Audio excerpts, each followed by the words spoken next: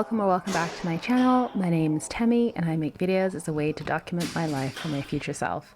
Right now that means vlogs about my PhD and navigating life in my 30s as a black woman. If you like the sound of any of that, then feel free to subscribe, leave a comment, like, or all three. Thanks a lot for spending a piece of your day here.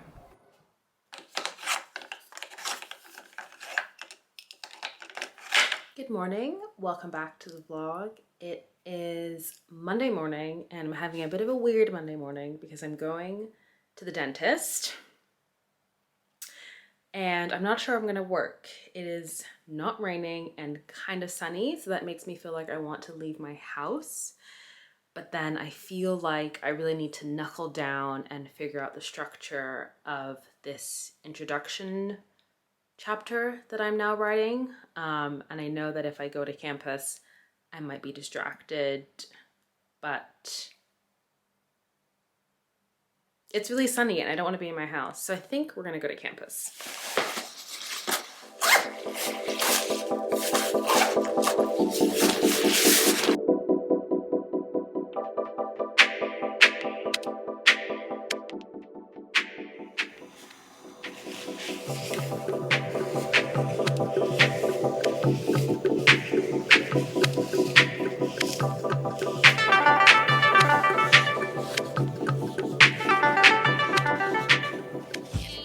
Back.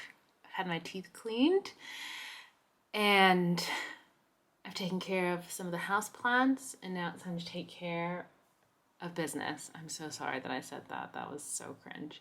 Anyway, so today I think we have about 3 weeks until my submission deadline for all of my materials for my upgrade report / proposal defense, and my supervisors haven't come back to me on my literature review and conceptual framework that I sent. I don't think I'm going to hear anything from them until around the 30th. So today and in between that time, I need to write my introduction chapter and also my chapter outlines for the whole sort of report that I'm putting together. I really don't like writing introductions. I also particularly am feeling resistance to writing this introduction because the proposal or the upgrade report is just a snapshot. It's like a very overarching snapshot of your research project, of your entire thesis.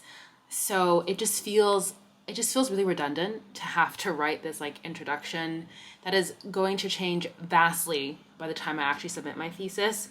So I'm just kind of feeling a bit like, what's the point? But I guess this is a hoop you have to jump through to get your candidacy and also for your ethics review board or your IRB, I think in the US.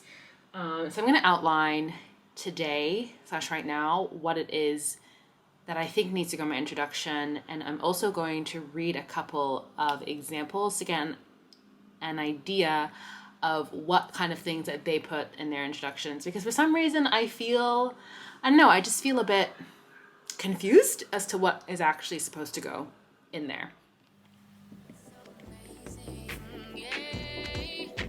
You got too impatient, so I just did my own thing. Yeah, I show you all the pros, come and try to lie. It shows me all the codes, so I can bust a lie. He never turns it off, always in the spot. Show me where it up.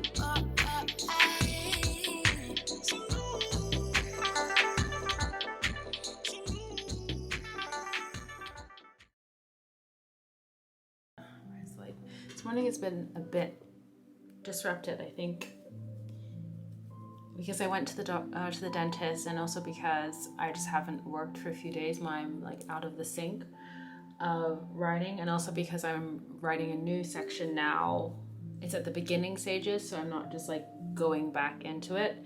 It's also a bit different than other chapters I've been writing or areas I've been focusing on, because there isn't much like reading that I'm doing for the introduction. The introduction is an overview, so it's not that I need to have like, I don't have to read for the introduction as much as you do for other chapters.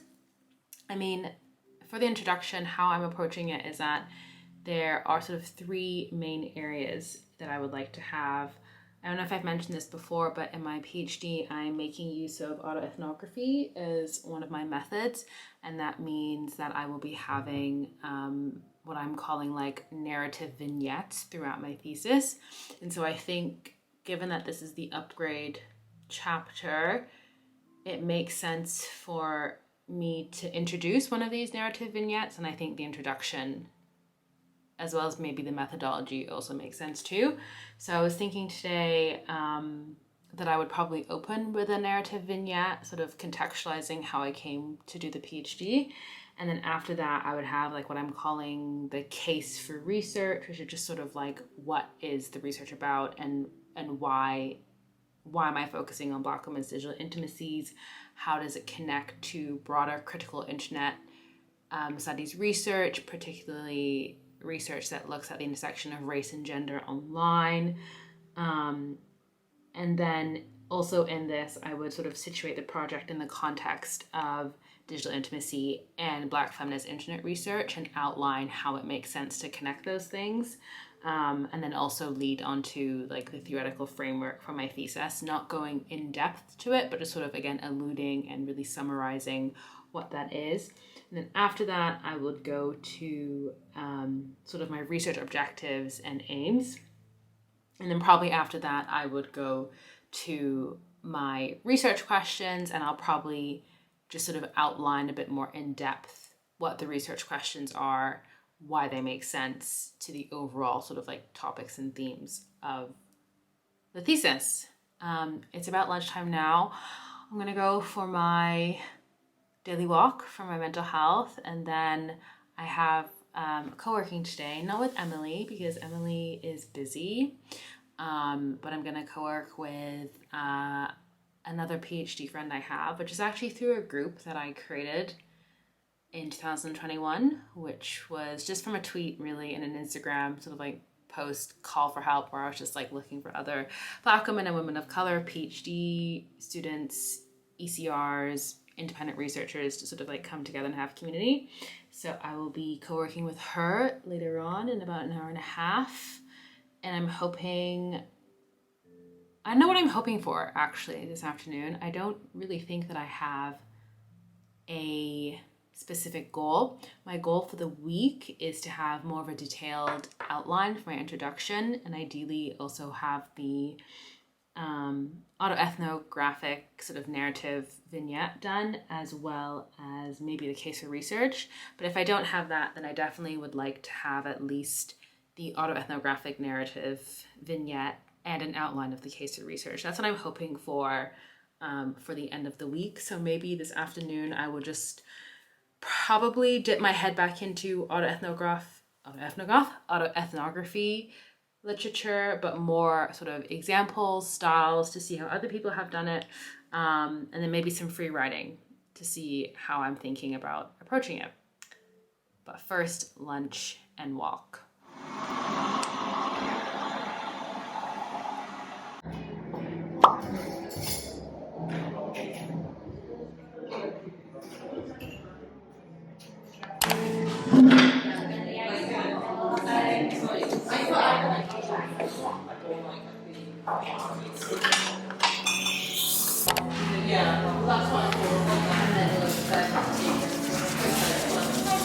Thank you.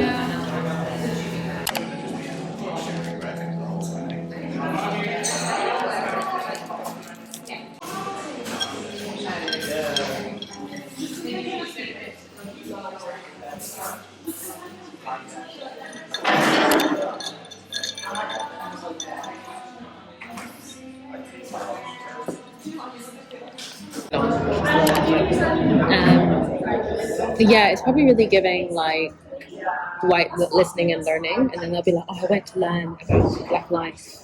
Because these people never, you know how we always have on like Twitter or whatever, it'll be like, these white people have an invitation to the cookout, to the motive, you know, like these are white people we don't mess with.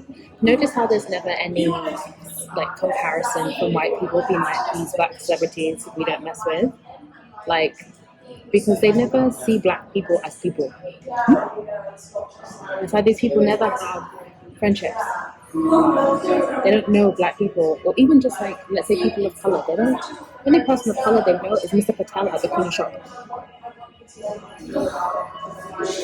I'm using a stereotype to underscore the fact that that's it.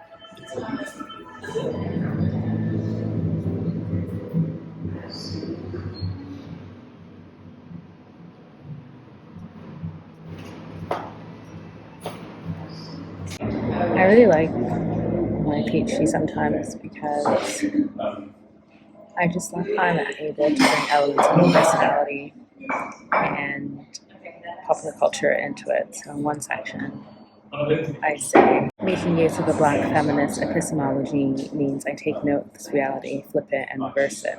In the words of Issa Rae, I'm rooting for everybody black. This thesis would not come to exist without a black woman, my mother, Dr. Helen Anderson.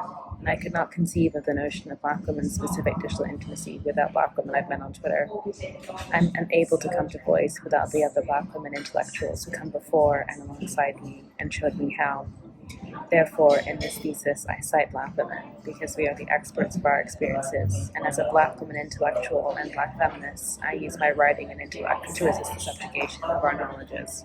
Just chef's kiss. Get some B-roll. Some B-roll. We got that B-roll. Okay, but you know I'm recording now. Yeah. Yeah. Yeah, but I'm assuming it's just gonna be with a do music over it while Maybe you sit not. and read. It's just incorporate the conversation about B-roll. Yeah, maybe. Maybe someone on the way, you got that B-roll this from. Unhinged. Don't think it's unhinged. I can't remember what it's from.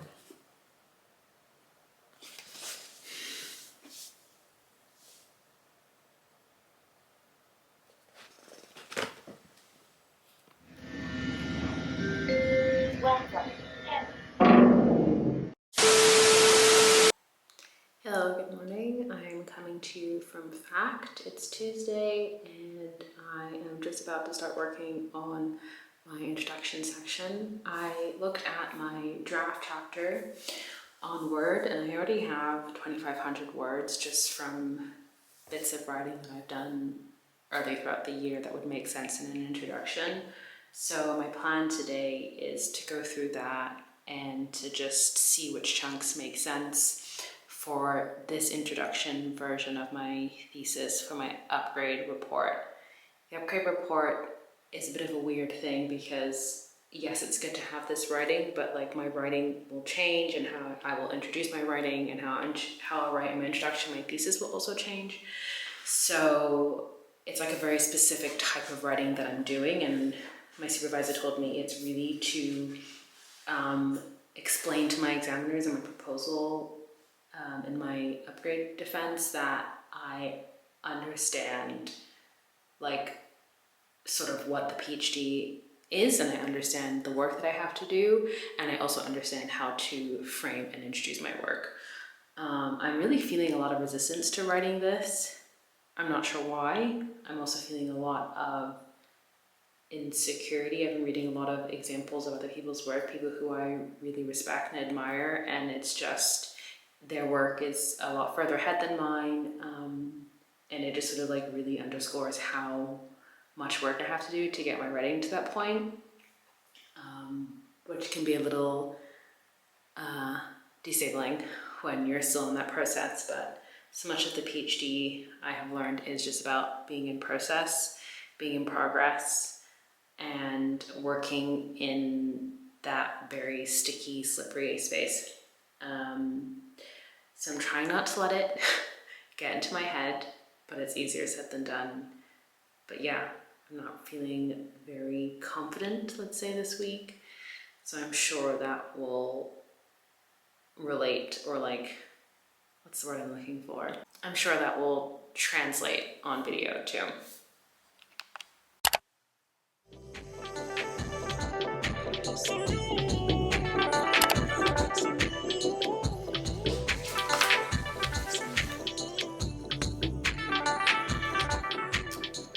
I'm back at home now and I'm going to work a bit more today because hold on a second. I'm gonna work a bit more today because I started work late and then I only did about an hour of work, and then I had lunch, and then I did my standing co-working session with Ali, but I don't feel like I've done enough that I would like to do, and I'm really struggling with writing this introduction, and I don't like that I'm struggling with it. Like, not that I'm struggling, but that I just sort of like, I just need to get on with it. I just need to face front and get on with it. So I'm going to spend about another hour, maybe an hour and a half tonight. It's only 6 p.m.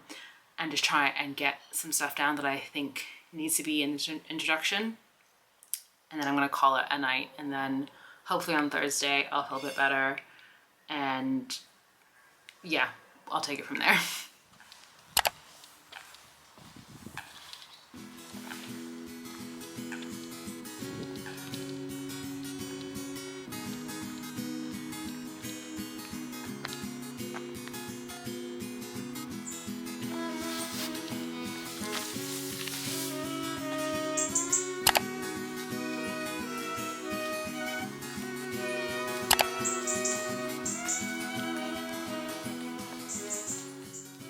Good evening. Hello from me today on Thursday. I have not really engaged at all directly with this vlog, this live archive, because I have really been struggling this week for a few different reasons, personal reasons, well, good reasons. I'm washing my face, so I really don't know what I look like really on camera when I wash my face, so we're just gonna go with it. But I digress. This week has been a struggle. It's been a struggle. I have been really struggling to write my introduction. It has felt very difficult. In some ways, it has felt like it has exposed the seams of where I'm unsure of my interventions more than I was doing in my literature review. The introduction, for anyone who's not familiar, of my upgrade viva of the proposal defense needs to set the stage, needs to set the scene of the research, right? It needs to provide the context, the case through research, your research questions. You need to expand on your research questions if there's any sort of terms you're using. And I found it quite difficult, to be honest, which was destabilizing, because I was like, wait. But I'm really happy that today I just sort of like fought with myself a little bit and just kept pushing and I managed to finish my introduction. It's only around 2,500 words, but that is the final draft of the pieces required. So I had to do methodology, had to do a conceptual framework / literature review, have to do an introduction, and then you have to compile all those things for about to make it be up to 15,000 words. So I finished that now, finished my methodology way back in June or May / June. So yeah, I am now at the stage where it is no longer the first version, but redrafting, finessing, and compiling. And honestly, it feels good. It is way harder to get the first words on the page than it is to edit and just redraft. So with that, I think I'm going to end the vlog here as I am getting ready for bed. Thank you so much for watching this week and coming along with me on my journey to my upgrade viva / proposal defense. We are about 3 weeks out from submitting my documents, which means we are 8 weeks out from my actual proposal defense / upgrade viva. It's not feeling real, but I'm very excited to be getting closer. Anyway, thank you so much for watching. Please leave me a comment about how you find writing introductions. Do you write them first? Do you write them last? I know some crazy people who write them first, and I just can't get on board with that. I typically write mine after writing everything else. And I will see you in my next video.